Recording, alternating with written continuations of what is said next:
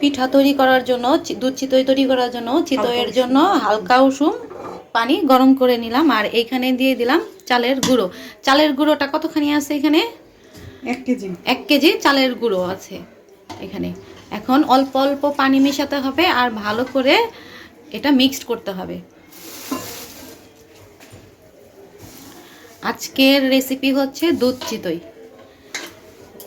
দুধ চিতই পিঠার জন্য এই যে খুব সুন্দর করে কিন্তু এইভাবে হাত দিয়ে দিয়ে ময়ম দিতে হবে, কারণ এই যত বেশি ময়ম দেওয়া হবে চিতই পিঠা কিন্তু তত ভালো হবে। আর পানিটা কিন্তু আন্দাজ মতো। এই যে কীভাবে ময়ম দিচ্ছে একটু দেখে নিন ভালো করে। যারা নিউ তাদের জন্য এটা খুব কাজের, কারণ এটার উপরেই কিন্তু এইভাবে মিক্স করার উপরেই কিন্তু পিঠাটা ডিপেন্ড করে ভালো হওয়ার, ফুলার বিশেষ করে।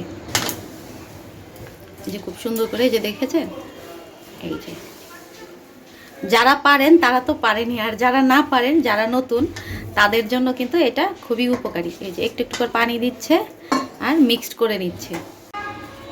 যে আস্তে আস্তে এভাবে মেখে কিন্তু আধা ঘন্টার জন্য রেস্টে রাখতে হবে। যে ব্যাটারটা খুব সুন্দর হচ্ছে, যে আস্তে আস্তে ভালো করে খুব মিক্স। আমি আপনাদের খুব ভালো করেই দেখাচ্ছি এখানে, কারণ এইটার মিক্সের ওপরে কিন্তু পিঠাটা ডিপেন্ড করছে ভালো হওয়ার। বারবারই একই কথা বলছি, কারণ যারা পারে না তাদের জন্য অনেক কিছু।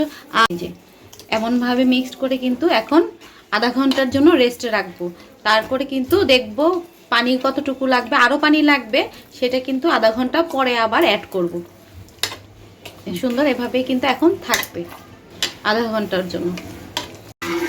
1 কেজি চালের গুঁড়ি আমি দেখিয়েছি, আর এখানে 3.5 কেজি দুধ আছে, কারণ 3.5 কেজি দুধটা কিন্তু এইখানে জাল দিয়ে আরও কমানো হবে। হ্যাঁ, তো এখন ভালো করে জাল দিতে হবে, ঘন করতে হবে দুধটাকে। যে বসিয়ে দিয়েছে, খুব সুন্দর মতো নাড়াচাড়া করে ভালো মতো গরম করে নিতে হবে।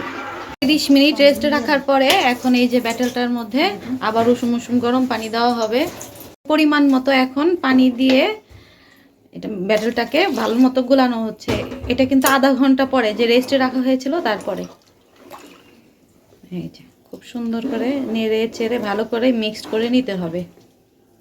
এই যে থিকনেসটা ঠিক এমন হবে, এই যে এমন থিকনেস আসবে, তখন বুঝতে হবে যে চিতই পিঠার যে ব্যাটারটা এটা রেডি হয়ে গেছে।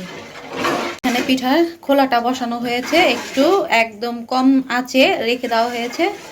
এটা হবে সুন্দর, আর এটা একটু গরম হবে, তারপরে এখানে পিঠা দেওয়া হবে, মানে ব্যাটারটা দেওয়া হবে আর কি। এই যে এখন ব্যাটারটা দেওয়া হচ্ছে, একদম বুঝে বুঝে সাইজ হচ্ছে আপনাদের আন্দাজ মতো, মানে কেমন আপনারা বড় চান সেই হিসেবে। হ্যাঁ, তারপরে ঢাকনা দিয়ে ঢেকে দিবেন, কারণ চুলার আঁচটা কিন্তু কমই আছে। বন্ধুরা, এই যে পিঠা দেখাচ্ছি এখন। এই যে পিঠার অবস্থা কত সুন্দর ফুলে গেছে, সুন্দর হয়েছে। এখন পিঠাটা নামিয়ে ফেলবো, দেখি পিঠাটার ভেতরে কেমন হয়েছে। আর হ্যাঁ, আপনাদের ব্যাটেল যখন করেছি তখন কিন্তু লবণটা আপনাদের বলিনি, কিন্তু লবণটা আপনাদের আন্দাজ মতো দিয়ে নেবেন যখন ব্যাটেলটা করবেন, মানে পিঠার গুলাটা আর কি যখন করবেন তখন আন্দাজ মতো লবণ দিয়ে নেবেন। ওটা বলতে ভুলে গিয়েছিলাম, তাই এখন বলে দিচ্ছি। এই যে এখন পিঠা ওঠানো হচ্ছে সুন্দর করে, এভাবে এভাবে পিঠাটা ওঠানো হবে। এই যে খুব সুন্দর করে পিঠাটা কিন্তু হয়ে গেল, পিঠাটা কিন্তু নামানো হয়ে গেছে খুব সুন্দর। আস্তে আস্তে এমন করে সবগুলো পিঠা ভেজে নিতে হবে। এই যে পিঠা কিন্তু সব বানানো হয়ে গেছে, আর পিঠা ঠান্ডা হবে, তারপরে দুধে দেওয়া হবে। এর মধ্যে দুধেরও কিন্তু এখনো অনেক কাজকর্ম বাকি আছে, মানে দুধে গুড় দিয়ে দুধ জাল করা এখনো বাকি আছে। এই মুহূর্তে দুধটা জাল দেওয়া হচ্ছে, আবার একটু চুলায় বসানো হয়েছে। তারপরে এখন দিয়ে দিবে এটার মধ্যে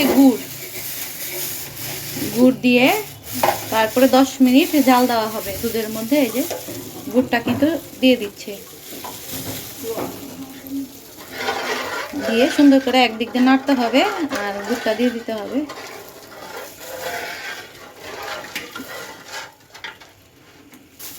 গুড়টা দিয়ে দিচ্ছি।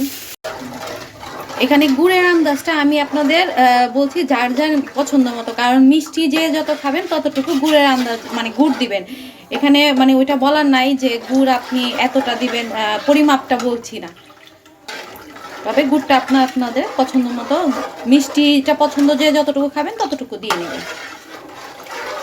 ভালো করে 10 মিনিট এটাকে ফুটিয়ে নেওয়া হবে দুধটা। এই যে দুধটা কিন্তু জাল হয়ে গেছে, এখন এই যে একে একে পিঠা ছেড়ে দিচ্ছে দুধের মধ্যে। এত কষ্টের ফল, সুন্দর করে পিঠাগুলা ছেড়ে দিচ্ছে। আর এটা হবে কিন্তু আরো কতক্ষণ জাল হবে? এটা মোটামুটি 10 মিনিট আরো এটার মধ্যে জাল হবে। 10 মিনিট জাল হবে, তারপরে ঠান্ডা করে সার্ভ করা হবে। এই যে পিঠা এখানে রেডি, সুন্দর হয়ে গেছে দুধ চিতই। ওহ সেই টেস্ট! তো সবাই এরকম রেসিপি দেখে ঘরে বানিয়ে নেবেন। আজকের রেসিপিটি এখানেই শেষ, দেখা হবে নতুন আরেকটি ব্র্যান্ড নিউ রেসিপির সাথে।